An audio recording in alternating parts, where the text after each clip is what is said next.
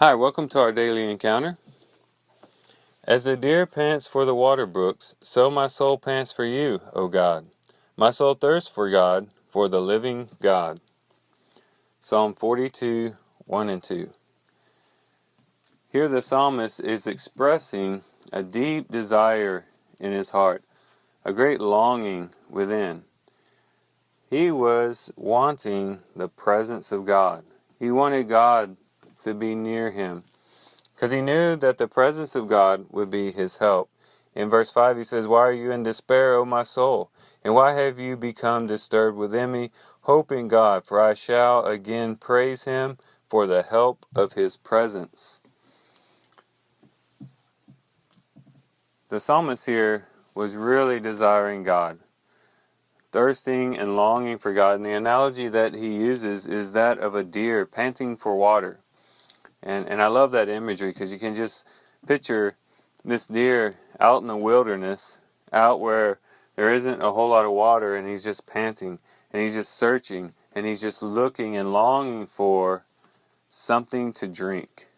And that was the description that the psalmist used to describe what was going on in his soul. His soul had become disturbed. His soul had become troubled within because of circumstances that he was in, based upon the way people were treating him. And he just longed for God and longed for his presence. And he knew that God could be his help, and that God could give him assistance in this situation. But he's longing for the Lord. And we have to ask ourselves, do we truly and deeply long for God and his presence in our life? Can we express the same thing that the psalmist expressed here, that, as a deer pants for the water, so my soul longs for the Lord? Or do we just go through our lives day by day, tending to the affairs of the day, maybe seeking pleasure here from entertainment or from other worldly things, and never really considering the very God who gave us our life, and the very God that can truly satisfy us beyond what the things of this world can satisfy us with? And as we consider those who don't really have a thirst for God, and particularly Christians, those who profess to be Christians, who don't really have a longing for God in their lives. As a matter of fact, if you looked at their lives on a day-to-day basis, it doesn't look a lot different than anybody else. There's no really hunger for God, no desire for him, no praying to God and crying out to God that he would come near. Well, as we consider that, we could probably think of at least two reasons why that might be the case. One reason might be that they just have never known what it feels like to be near God and to experience his presence. They never tasted the pure, the fresh water that God can offer, that really, truly satisfies the thirst within. And so they don't know what they're missing. To them, each day is the same as the last, and they just keep plugging along, not knowing that there is a God who longs to commune with them, who longs to be near them, who longs to have fellowship with them. And so they just don't know. They've never experienced it before. And then there might be those who have experienced the nearness and the closeness and the love of God, but it's been a while, and so they've forgotten that, and their hearts have kind of become cold and maybe callous, and they've just gotten into a habit of not seeking God. Well, in either case, we need to turn around and come back to the Lord.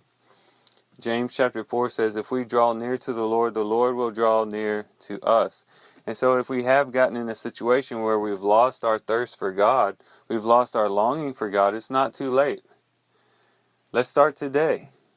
Start today longing for the Lord, longing for His presence, longing to feel His nearness all around us, to be wrapped up in His love, to feel the tenderness of His love within our hearts, to walk with an awareness of His presence every moment of every day, to speak to Him often and continually, to listen to Him, to get into His Word and read His very words, and to just become saturated with God, to plunge ourselves into the heart of God, to be completely drenched in God.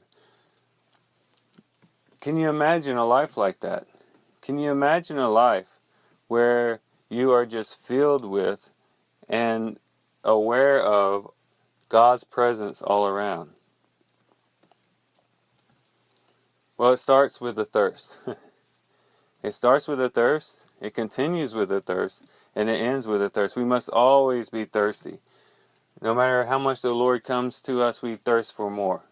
And the more we taste Him, the more we want to drink. And as we get into that rhythm of life, to where we are thirsty and God satisfies, we become more thirsty and He satisfies more. Just think about what a life that could be. A life that transcends this earthly life, the life that just depends upon this world for satisfaction and for pleasure, and one that seeks the highest, the best things, the very God Himself who brought us into existence. So let's start today. Let's start today by beginning to thirst for Him. It might start with just a little thirst, but as God satisfies that little thirst, it can grow and grow and grow, as mentioned before. Well, thank you guys for listening in today. I love you guys. Hope you have a great day. God bless.